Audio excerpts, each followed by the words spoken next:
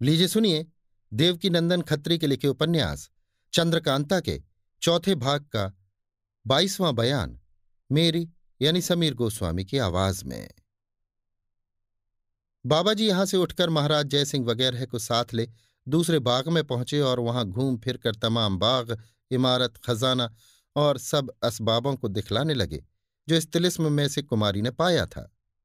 महाराज जयसिंह उन सब चीजों को देखते ही एकदम बोल उठे, वाह वाह! धन्य थे वे लोग जिन्होंने इतनी दौलत इकट्ठी की थी। मैं अपना बिल्कुल राज्य बेचकर भी अगर इस तरह के दहेज का सामान इकट्ठा करना चाहता तो इसका चौथाई भी न कर सकता। सबसे ज्यादा खजाना और जवाहर खाना उस बाग और दीवान खाने के तहखाने में नजर पड़ा जहां कुंवर बीरेंद्र सिंह ने कुमारी चंद्रकांता की तस्वीर का दरबार देखा था। तीसरे और चौथे भाग के शुरू में पहाड़ी बाग, कोठरियों और रास्ते का कुछ हाल हम लिख चुके हैं। 2-3 दिनों में सिद्ध बाबा ने इन लोगों को उन जगहों की पूरी सैर कराई। जब इन सब कामों से छुट्टी मिली और सब कोई दीवान खाने में बैठे, उस वक्त महाराज जयसिंह ने सिद्ध बाबा से कहा, आपने जो कुछ मदद कुमारी चंद्रकांता की करके उसकी जान बचाई, उसका एहसान तमाम उम्र हम लोगों के सिर रहेगा। आज जिस तरह हो आप अपना हाल कहकर हम लोगों के तरद्दुद को दूर कीजिए। अब सब्र नहीं किया जाता। महाराज जयसिंह की बात सुन सिद्ध बाबा मुस्कुराकर बोले, मैं अभी अपना हाल आप लोगों पर जाहिर करता हूं, जरा सब्र कीजिए। इतना कहकर जोर से सीटी बजाई। उसी वक्त 3-4 लौंडियां दौड़ती हुई आकर उनके पास खड़ी हो गई। सिद्धनाथ बाबा ने हुक्म दिया, हमारे नहाने के लिए जल और पहनने के लिए असली कपड़ों का संदूक, उंगली का इशारा करके, इस कोठरी में लाकर जल्द रखो। आज मैं इस मृग छाले और लंबी दाढ़ी को इस्तीफा दूंगा। थोड़ी ही देर में सिद्ध बाबा के हुक्म की तामील हो गई। तब तक इधर उधर की बातें होती रहीं। इसके बाद सिद्ध बाबा उठकर उस कोठरी में चले गए जिसमें उनके नहाने का जल और पहनने के कपड़े रखे हुए थे। थोड़ी ही देर में नहा धो और कपड़े पहनकर सिद्ध बाबा उस कोठरी के बाहर निकले। अब तो इनको सिद्ध बाबा कहना मुनासिब नहीं। आज तक बाबा जी कह चुके, बहुत कहा। अब तो तेज सिंह के बाप जीत सिंह कहना ठीक है। अब पूछने या हालचाल मालूम करने की फुर्सत कहाँ। महाराज सुरेंद्र सिंह तो जीत सिंह को पहचानते ही उठे और ये कह के कि तुम मेरे भाई से भी 1000 दर्जे बढ़ के हो, गले लगा लिया और कहा, जब महाराज शिवदत्त और कुमार से लड़ाई हुई तब तुमने सिर्फ 500 सवार लेकर कुमार की मदद की थी।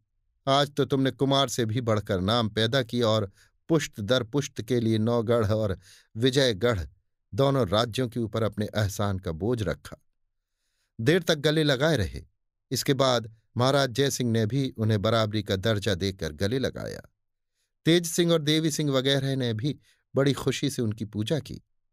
अब मालूम हुआ कि कुमारी चंद्रकांता की जान बचाने वाले, नौगढ़ और विजयगढ़ दोनों की इज्जत रखने वाले, दोनों राज्यों की तरक्की करने वाले, आज तक अच्छे अच्छे अय्यारों को धोखे में डालने वाले, कुंवर बीरेंद्र सिंह को धोखे में डालकर विचित्र तमाशा दिखाने वाले, पहाड़ी से कूदते हुए कुमार को रोककर जान बचाने और चुनार राज्य में फतह का डंका बजाने वाले सिद्धनाथ योगी बने हुए यही महात्मा जीत सिंह थे।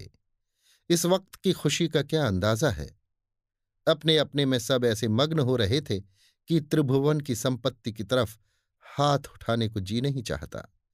कुंवर बीरेंद्र सिंह को कुमारी चंद्रकांता से मिलने की खुशी जैसी थी, आप खुद ही सोच समझ सकते हैं। इसके सिवा इस बात की खुशी बेहद हुई कि सिद्धनाथ का एहसान किसी के सिर न हुआ, या अगर हुआ तो जीत सिंह का। सिद्धनाथ बाबा तो कुछ थे ही नहीं। इस वक्त महाराज जयसिंह और सुरेंद्र सिंह का आपस में दिली प्रेम कितना बढ़ चढ़ रहा है वे ही जानते होंगे। कुमारी चंद्रकांता को घर ले जाने के बाद शादी के लिए खत भेजने की ताब किसे। जयसिंह ने उसी वक्त कुमारी चंद्रकांता का हाथ पकड़ के राजा सुरेंद्र सिंह के पैरों पर डाल दिया और डबडबाई आंखों को पोंछकर कहा, आप आज्ञा कीजिए कि इस लड़की को मैं अपने घर ले जाऊं और जात बिरादरी तथा पंडित लोगों के सामने कुंवर बीरेंद्र सिंह की लौंडी बनाऊं।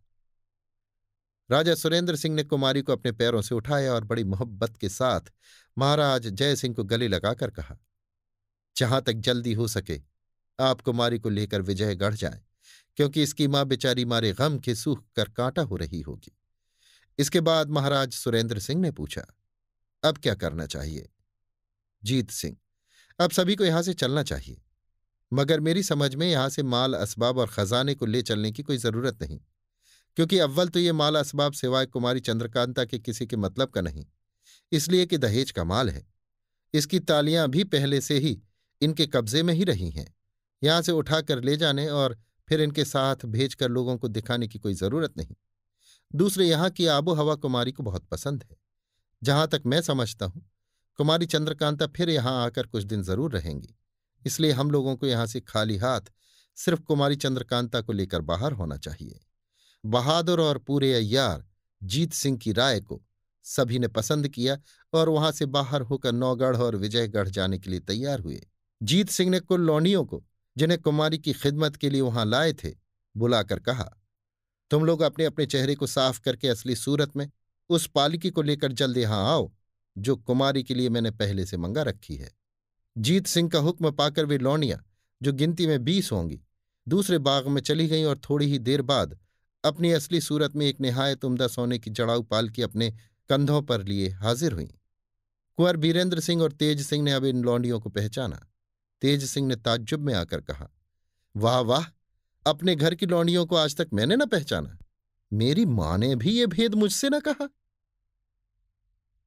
अभी आप सुन रहे थे देवकीनंदन खत्री के लिखे उपन्यास चंद्रकांता के चौथे भाग का 22वां बयान, मेरी यानी समीर गोस्वामी की आवाज में।